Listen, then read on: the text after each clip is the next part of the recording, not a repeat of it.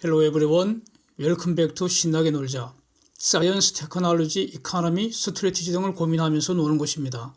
푸틴의 전쟁 범죄와 유크레인 전쟁 시즌 2라고 할 수 있는, 곧 개시될 것 같은데, 이 돈바스 전투의 진행을 전망을 해보려고 합니다.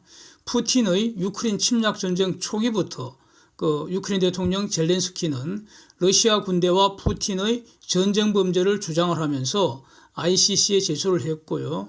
유크레인 검찰이 지속적으로 전쟁 범죄 증거를 수집해서 이렇게 제공을 해오고 있습니다.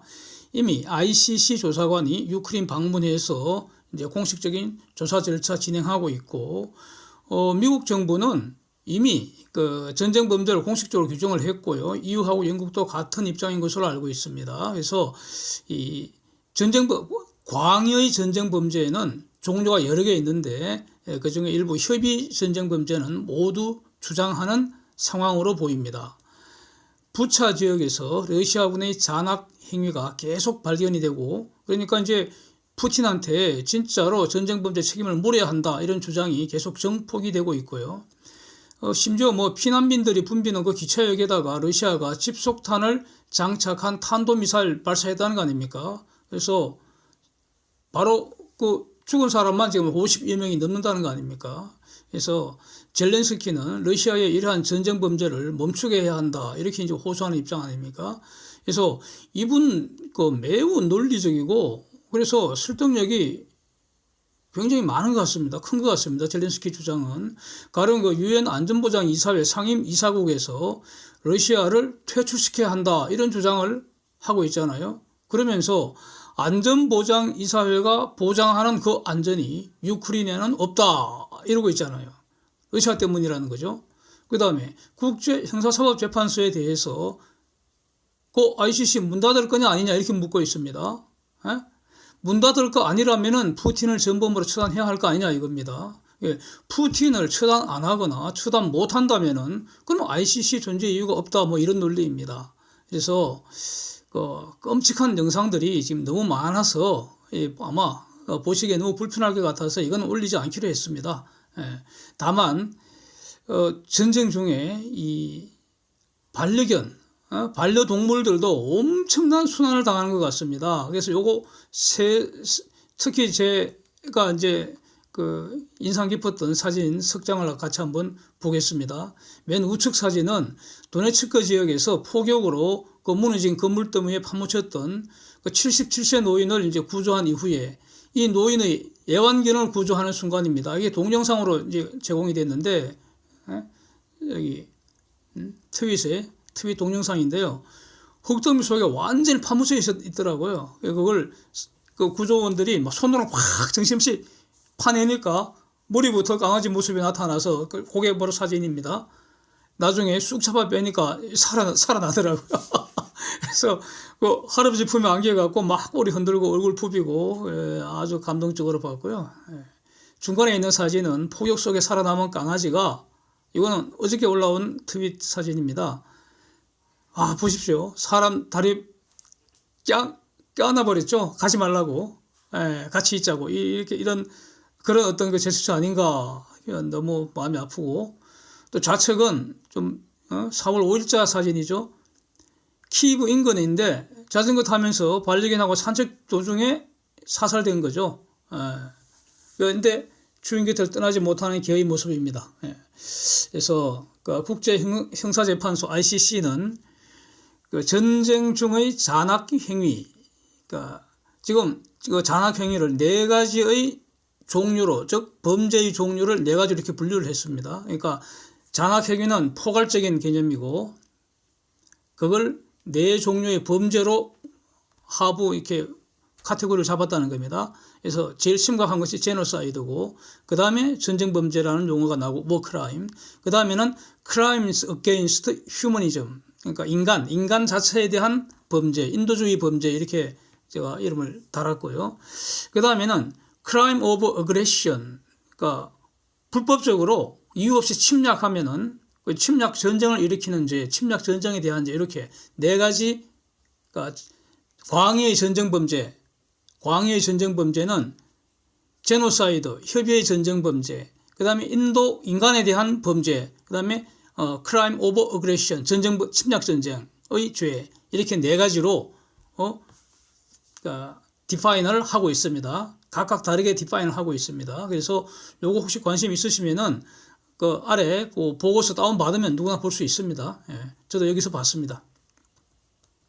그래서 여기서 잠시 생각해 볼 수 있는 게, 범죄는 인간의 행위 중에서 국가의 형벌권이 발동되는 겁니다. 그래서 이거는 행위 전에 미리 법률로 정해져야 한다. 즉 죄형 법정주의가 대원칙입니다. 기본적으로 우리는 자유주의 체제에 살고 있기 때문에 원래 인간의 행위는 전부 자유입니다. 즉 마음대로 하고 싶은 대로 행위하는 것이 원칙입니다. 그런데 마음대로 할 수 있는 그 한계가 바로 불법 행위는 하면 안 된다, 이거 아닙니까? 그래서 불법 행위를 해도 일단은 국가가 간섭하면 안 되고요. 당사자 간에 해결하는 것이 원칙이고요. 그래서 불법 행위 중에서도 특히 심한 불법 행위는 미리 법률로 딱 정해서 이렇게 범죄로 규정을 해야 한다는 겁니다. 그게 형사법이죠. 그래서 당사자 간의 불법 행위 책임과는 별도로 그런 범죄 행위에 대해서만 국가가 형벌로 다스리고 그런 형사 책임을 묻는 겁니다. 예? 당사자 간은 불법 행위 책임 별도로 물어야 되는 겁니다. 이렇습니다. 이거는 한 국가 내에서 사람과 사람 간의 문제입니다. 그런데 전쟁은 국가와 국가 간의 행위 아닙니까? 그래서 전쟁 행위를 미리 법률로 정할 수가 있겠는가? 전쟁의 규칙을 정하는 것이 무슨 실효성이 있겠는가? 이렇게 생각을 해볼 수도 있는데, 현실은 어떻습니까? 지금 현실은 우크라이나를 침략한 러시아가 전쟁 범죄를 저질렀다, 이렇게 평가를 내리고 있고요. 그 책임자가 푸틴이다, 이렇게 지목을 하지 않습니까? 물론 현장에서 행위한 자들도 당연히 전쟁범죄 책임을 묻습니다. 지금 부차에서 주둔하고 있던 러시아 군대가 특정이 됐다고 합니다. 그 책임자, 사령관도 지금 특정이 됐다고 합니다. 그 다음에 부차 지역에서 약탈을 해서 그걸 여행용 가방에 담아갖고 그 벨라루스로 퇴각한 다음에 벨라루스 우체국에서 자기 집으로 그 약탈한 물건들을 택배로 보냈다는데, 택배로 보내는 병사들 하나하나 식별할 수 있도록 얼굴 사진 다 확보했다는 겁니다. 그런 상황입니다. 그래서 그 자들은 다 져야 된다는 거죠. 전쟁범죄 책임을. 그러나 궁극적 최종 책임자는 푸틴이라는 거 아닙니까? 그래서 푸틴이 전범으로 처단될 가능성이 지금 제기되는 거 아니겠습니까? 그래서 전쟁도 인간이 하는 짓거리니까 최소한 규칙을 정해보자는 노력이, 이게 최초의 조약으로 탄생한 것이 1864년 바로 제네바 협약입니다. 포로 협약은 1929년에 이루어졌고요. 그런데 이런 전쟁범죄 관련 이론과 판례가 제대로 정립된 것이 바로 월드워 II 이후의 전범재판입니다. 그 유명한 독일의 뉘른베르크의 국제군사재판소하고 일본 도쿄에서 극동 국제군사재판소, 요 사건입니다. 그래서 연합국은 패전국 독일과 일본의 전쟁 지도자를 세 가지 죄목으로 처단을 했습니다. 즉 평화에 대한 죄, 일반적인 전쟁 범죄, 인도주의에 대한 죄, 이렇게 유죄 판결하고 형을 집행을 했습니다. 그렇죠? 총살시키고 징역 수십 년 때리고 이렇게 했습니다. 예, 무섭죠? 그래서 일반적인 전쟁 범죄라는 것은 이게 잘 정리가 돼서요. 이거는 네 가지로 크게 다시 나누어 볼 수 있습니다. 간단하게 보겠습니다. 전시범죄 또는 전시중죄라고 해서 전투 법규에 위배되는 행위라는 겁니다. 네. 전투 법규. 전투 행위에도 법규가 적용된다는 거죠. 예. 예. 법치주의입니다. 예. 법의 지배를 받아야 하니까. 전투 행위도 법의 지배를 받으라는 겁니다. 예. 그래서 1번, 독가스 또는 기타 금지된 병기를 사용하거나, 평화적인 인민을 살상하거나, 재산 약탈하거나 파괴하거나, 포로나 상위병, 부상병을 학대하거나, 또는 적십자 조약에 위반되는 게 첫 번째 카테고리고요. 두 번째 카테고리가 점령군에 대한 주민의 적대 행위. 약간 이상할 수 있는데, 더 상세하게 설명은 안 하겠습니다. 예, 시간 걸리니까 대략 제목만 보겠습니다. 그 다음에 세 번째로 간첩행위, 또 적에게 금전, 물품, 노력, 정보 등을 임의로 주는 거, 적의 이익을 위하여 군용의 교통, 통신기관 제공 또는 파괴하는 거, 이런 것들을 포함시키고, 네 번째로는 전장에서 전리품 취득하는 행위도 일반적인 전쟁 범죄로 걸리면 처단받는 거죠. 그 다음에 이제 이 2차전 월드워 II 이후에 이 위에서 본 전범 재판 과정에서 전쟁 범죄로 추가된 게 바로 평화에 대한 죄와 인도주의, 즉 인간성에 대한 어떤 죄입니다. 평화에 대한 죄라는 것이 바로 위에서 봤던 침략 전쟁하는 거, 즉 국제법이나 조약이나 협정이나 서약에 위배되는 전쟁을 계획하거나 준비하거나 실행하는 것을 이 평화에 대한 죄라고 해서 전쟁 범죄의 일종으로 처단하는 겁니다. 그런데 러시아와 유크레인 사이에는 가령 부다페스트 조약이나 민스크 조약이 있는데 적어도 이것을 러시아가 어기고 침략한 거라는 겁니다. 그래서 이것은 침략 전쟁인 겁니다. 러시아의 침략입니다. 이것은 이 자체가 전쟁 범죄를 구성한다는 겁니다. 그 다음에 인도주의에 대한 죄는 전쟁 전이나 전쟁 중에 일반 민간인에 대해서 이루어진 어떤 살해 또는 멸종적인 대량살인, 노예화, 강제이동, 강제이동도 이미 러시아가 이번에 자행했다는 거죠. 이런 겁니다. 그래서 그 밖에 인간이라면 같은 인간에게 행할 수 없는 짓거리입니다. 이거 비인도적 행위가 그런 거죠. 그래서 이런 어떤 그 범죄는 범죄가 이루어진 국가의 국내법에 위반되는지 안 되는지 그런 거는 묻질 않습니다. 자, 이렇게 전쟁 범죄를 이렇게 규정을 하고 있는데 이게 기본적으로 성자의 재판 아닙니까? 그럼에도 불구하고 승자가 패자를 어떤 합리적인 이유나 절차 없이 복수심으로 처단하는 것보다는 전쟁 도중의 구체적인 행위를 특정을 하고 그 행위가 미리 정한 합리적인 금지규범, 즉 전쟁법규에 위반한 것을 증명을 한 이후에 절차에 따라 처단하는 것이 문명사회, 법치주의 이런 원칙에 부합하는 거 아니겠는가, 이렇게 저는 이해가 됩니다. 그래서 복수심으로 그냥 쏴 죽이거나 패 죽이는 것보다는 법의 이름으로 사형을 집행하는 것이 문명인답다, 이런 취지인 것 같습니다.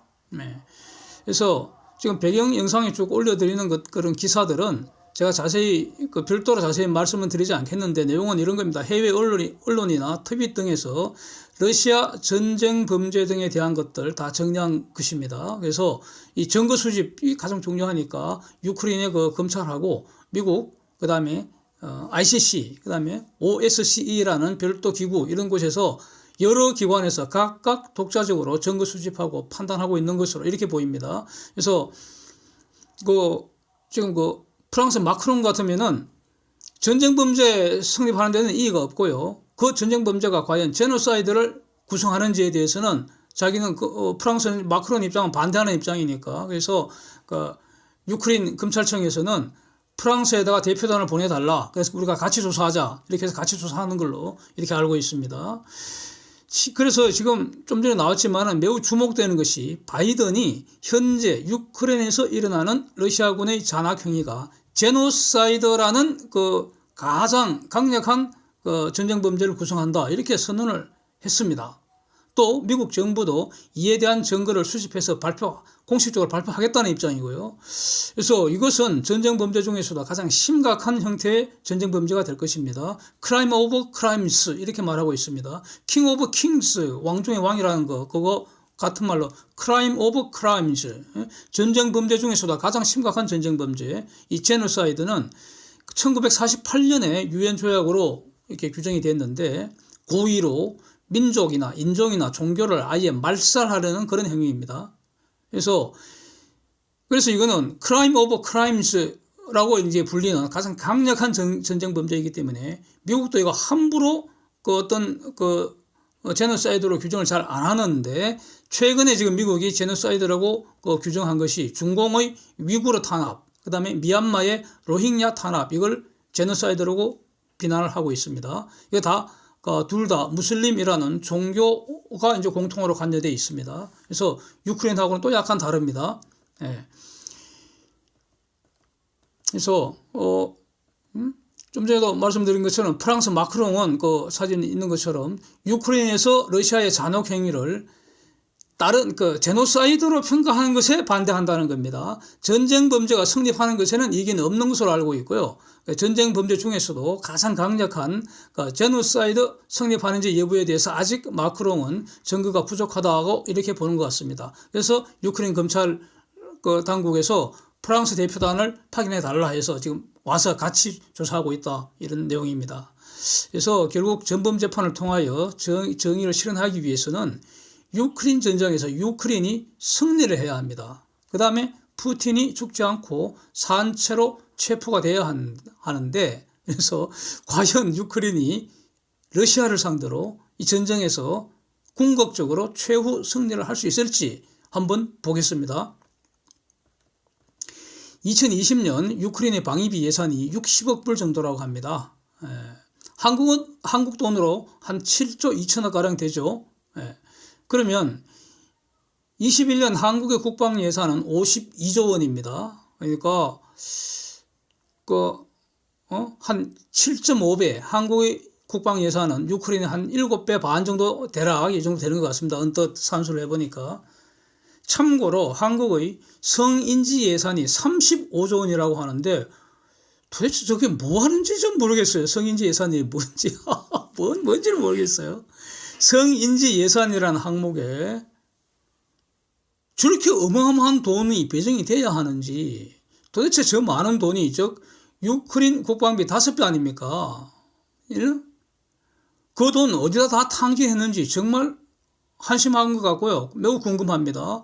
분명히 세금 도적대가 엄청 많을 것 같은데 세금 도적대는 모조리 때려잡아야 할 것 같습니다. 네. 하여튼 간에 유크레인 국방 예산 60억 불인데 미국이 2월 24일 이후 며칠 전까지 지원한 돈이 30억 불이 넘습니다. EU가 16억 3천만 불 이상, 16.3억 불 이상 지원을 했고요. 이게 큰 덩어리고 영국, 독일, 프랑스, 기타 국가들, 가령 뭐 호주나 뉴질랜드, 캐나다 엄청 많습니다.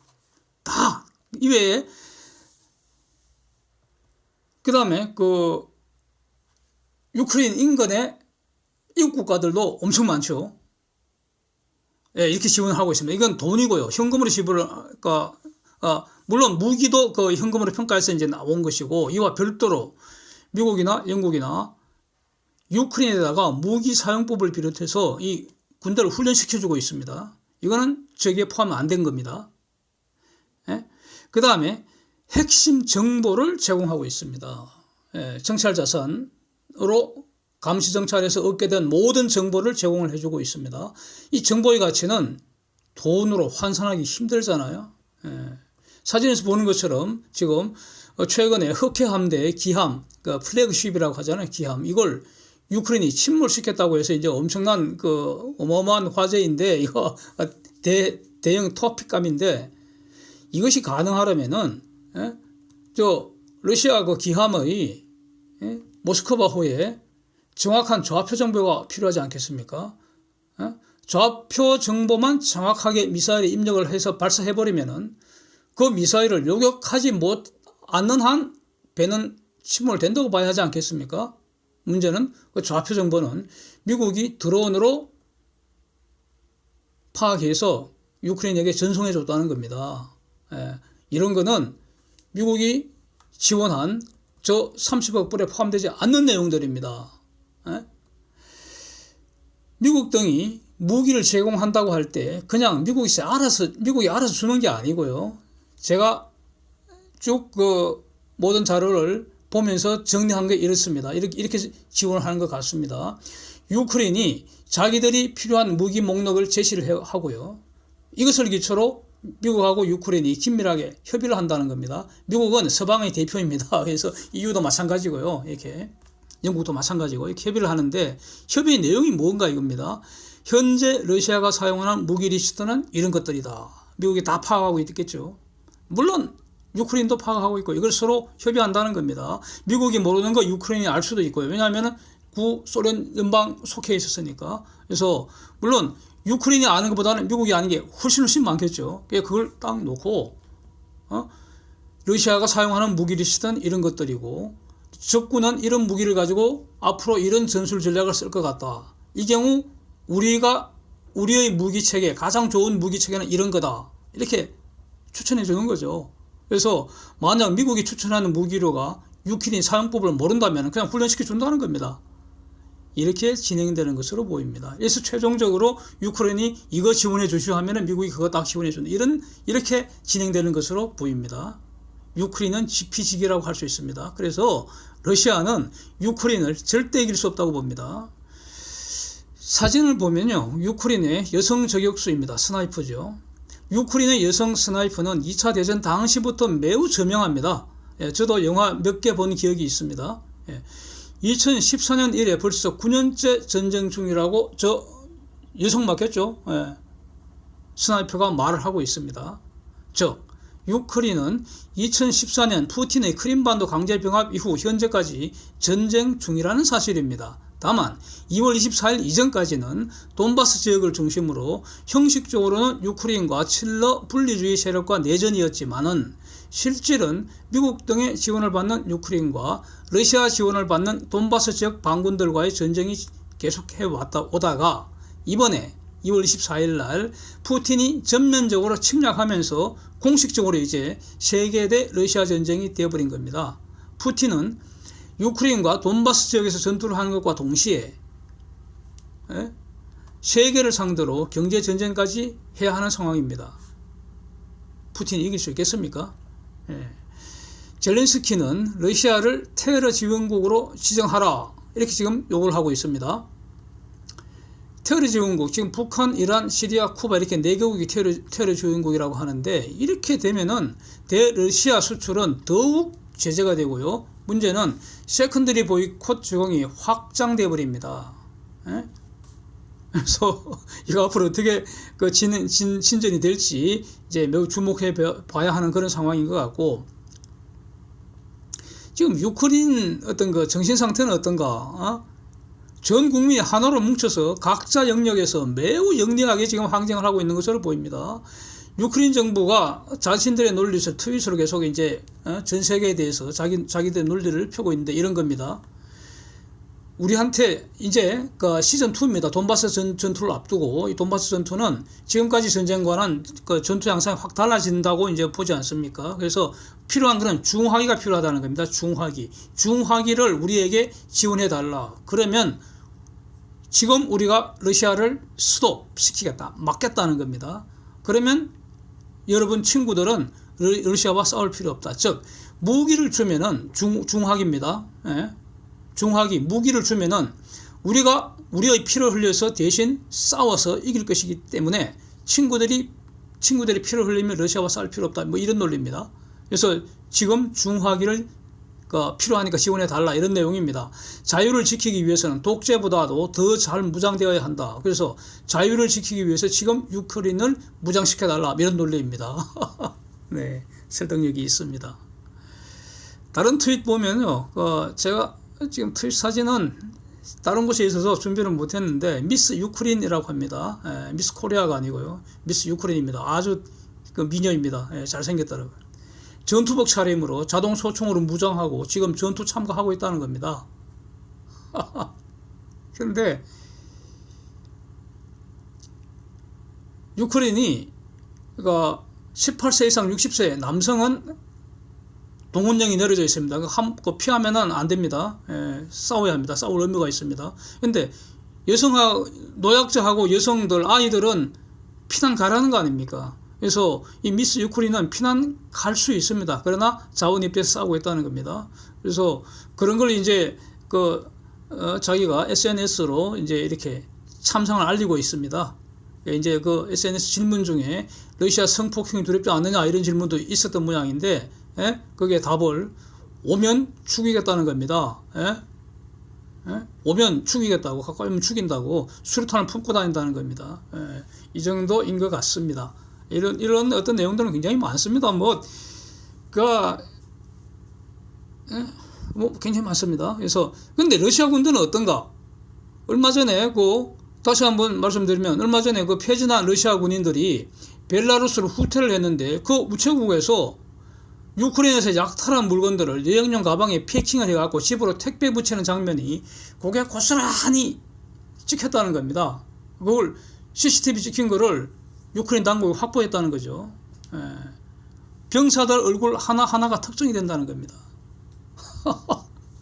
그걸 지금 전 세계에 뿌려버렸습니다. 트윗에도 뿌렸고 저는 트윗에서 봤습니다. 얼굴 하나하나가 다 식별이 됩니다. 그래서 저거 군대라기보다는 떼강도 아니겠습니까? 자, 이렇게 지금 여론전을 펼치는데 러시아는 이길 수 있겠습니까? 그래서 하여튼 또 미국은 무기 대여법을 발동을 해서 이게 2차 세계대전 이후로 이제 처음이라는 거 아닙니까? 유크레인에 무기를 무제한 공급한다는 겁니다. 원하는 만큼 지원해 준다는 겁니다. 그래서 사진 보시면 저 막강한 공격 드론 래퍼라는 거 MQ-9 지원한다는 겁니다. 이미 터키의 바카라 TB2 이외에 미국의 최신 스위치 블레이드라고 별명이 가미가제 드론이라는데 이 공격 드론이죠. 이것도 지금 지원되어서 사용 중입니다. 터키의 TB2도 지금 규모를 왕창 늘려갖고 시즌2 돈바스 전투를 앞두고 지금 공급이 됐다는 거고요. 이런 상황입니다. 그래서 이 지금 미국만 지원하는 게 아니잖아요. EU도 전폭적으로 계속 지원하고 있습니다. 전폭적입니다. 영국, 독일, 프랑스는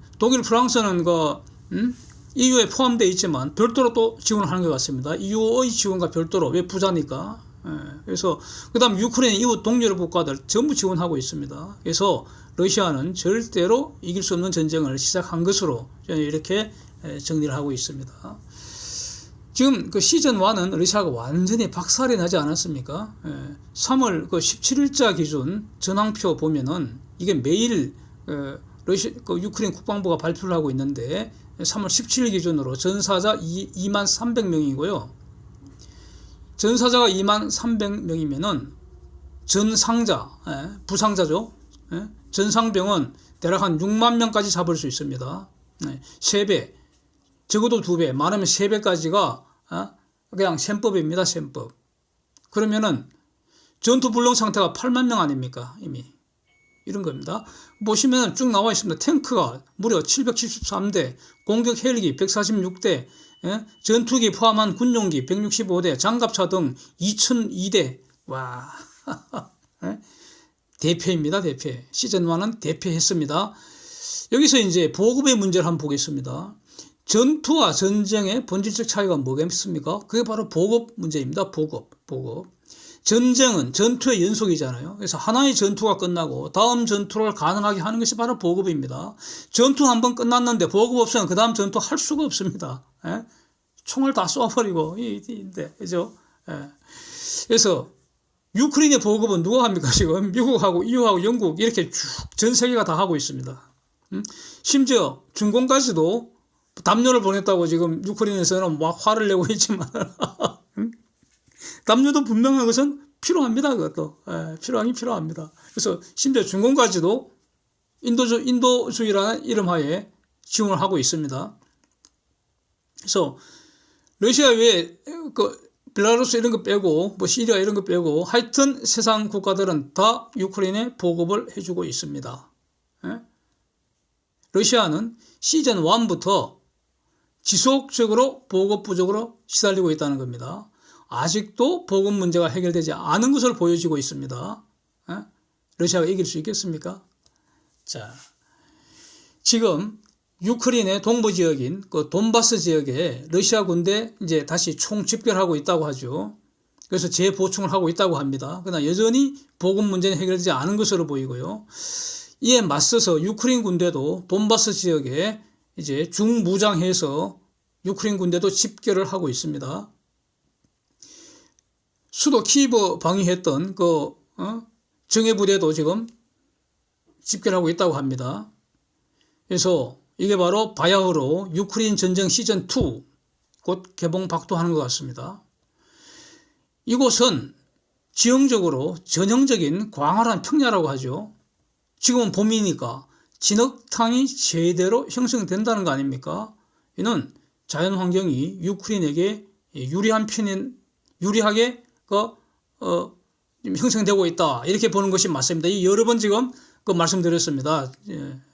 시즌 1에서 참패를 지금 만회를 하려고 러시아가 이를 갈고 있겠지만은 지금까지 본 내용들을 다 종합하면은 러시아 군대가 다시 대패할 거다. 저는 이렇게 전망을 하겠습니다. 돈바스 지역을 탈환한 전투가 될 것 같고요. 그러면은 이제 다음 시즌 3은 시즌 3는 크림반도 탈환 작전이 되지 않을까 저는 이렇게 보겠습니다. 그래서 이 전쟁은 단기간에 끝나지 않을 것 같고요. 결국 푸틴이 제거되고 러시아의 자유민주정부 들어서고 그래서 크림반도를 포함한 유크레인 전역에서 퇴각하고 러시아가 퇴각하고 그 다음에 유크레인에다가 손해배상 해줘야 한다는 겁니다. 그래서 마리우폴을 지금 거의 다 부셔버린 것 같은데 그거 러시아 돈으로 재건하면 됩니다. 미국 등 서방은 러시아의 무기체계 다 알고 있고요. 그 성능, 취약점 다 알고 있고요. 그 다음에 그들이 동원하는 러시아가 동원하는 무기들보다 더 우수한 무기를 유크레인에게 제공을 하고 그 다음 그 작동법을 훈련시키는 것으로 보입니다. 미국 등의 그 정보자산 활용한 전략 전술, 이 수립 능력이 러시아보다 여러 수 위인 것으로 보입니다. 제가 보기에도 그 러시아 그 전략 허점이 보이는데 세계 그야말로 최고 중의 최고인 미국 전문 선수들이 보기엔 어떻겠습니까? 그래서 아마도 이번에도 러시아 군대가 처절하게 사냥당하지 않을까 저는 이렇게 봅니다. 그리고 지금 유크레인 국민들은 국가 지키고 자유를 지키고 가족을 지키려고 지금 그다음에 지금 복수수면 불타고 있어서 그런 결사항전의 자세인데 러시아는 절대로 이길 수 없다고 봅니다. 사진을 한번 보시면은요. 나토 세력이 동진하는 현상 명확하게 보입니다. 91년 그 소련 붕괴 이후에 발트 3국, 폴란드, 슬로바키아, 헝가리, 루마니아, 불가리아, 체코공화국, 슬로베니아, 크로아티아, 몬테니그로, 알바니아, 마케도니아 이렇게 13개 나라가 나토에 가입했습니다. 푸틴이 꼭지 열릴 정도는 되는 것 같습니다. 짜증날 것 같습니다. 그래서 푸틴이 계속 경고를 해왔다는 거 아닙니까? 나토 동진 안 된다. 이게 알아듣기 어려운 말이냐 이렇게. 그래서 이번 유크레인이 나토 가입하려고 하니까 그거 저지하려고 지금 그 전쟁의 구실로 삼지 않았습니까? 그런데 이제는 핀란드하고 스웨덴이 이번 전쟁을 계기로 나토 가입 추진한다는 것이죠. 핀란드하고 스웨덴이 나토에 가입한다면 나토는 당연히 쌍수 들고 환영하겠죠. 뿐만 아니라 몰도바, 조지아까지도 가입 추진한다는 겁니다. 그래서 게임은 이거 끝난 거 아니겠습니까? 자, 또 사진 보시면 IMF가 유크레인의 대규모 전후 재건 사업을 검토하고 있다는 트윗 내용입니다. 이거 미리 이것도 여러분 다 알고 있던 내용인데 이 재건 비용이 누가 궁극적으로 부담하겠습니까? 최후의 부담자는 러시아의 전쟁 배상금이 되지 않을까 저는 이렇게 계속 말씀드리고 있습니다. IMF에서 재건 사업을 검토하는 것은 돈을 빌려준다는 거 아닙니까? 돈을 준다는 건 아니거든요. 빌려준다는 겁니다. 그래서 이 말은 국제금융시장은 일단 유크레인에게 돈을 빌려줍니다. 그래서 일단 재건하게 합니다. 부서진 거 재건하고 살아야 되지 않습니까?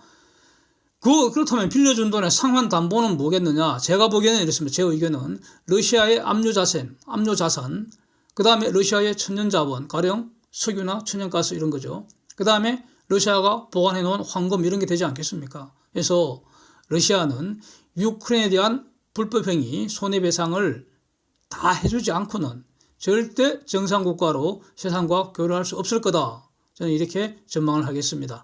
Thanks for watching. See you next.